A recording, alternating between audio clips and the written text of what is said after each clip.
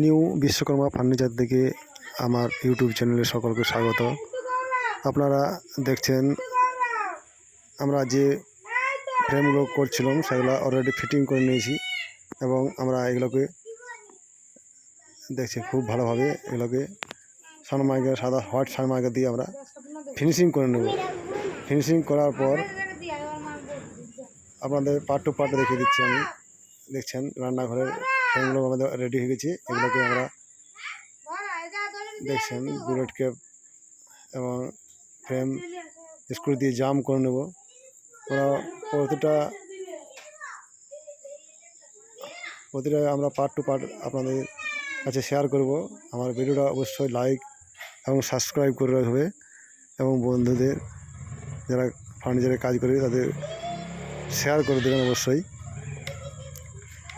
আর আমার ভিডিওটা একটু লম্বা আছে, আপনারা না টেনে পুরোটা দেখে যান, তাহলে আপনাদের বুঝতে সুবিধা হবে। পার্ট টু পার্ট আমাদের শেয়ার করছি আমি। দেখছেন আমরা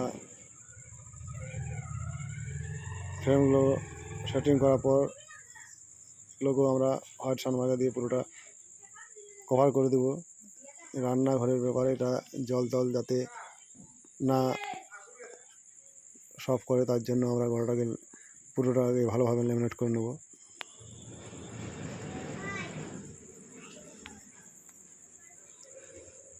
দেখছেন এগুলোকে খুব ভালোভাবে ল্যামিনেট করে নেওয়ার পর আমরা পাল্লাগুলো কেটে নেব।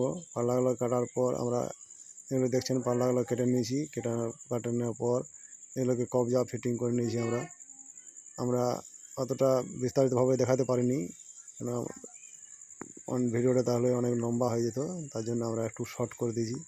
দেখছেন পাল্লাগুলো আমরা প্রতিটা পার্ট টু পার্ট ঝুলিয়ে নেব। পরপর ঝোলার পর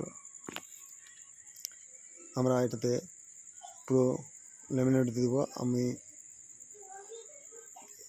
এখানে উপরেগুলো পুরোটা পাল্লাগুলো ঝুলিয়ে নেব। প্রথমে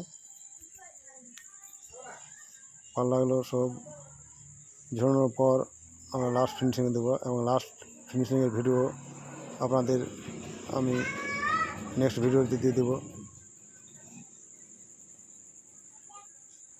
এই দেখছেন পুরো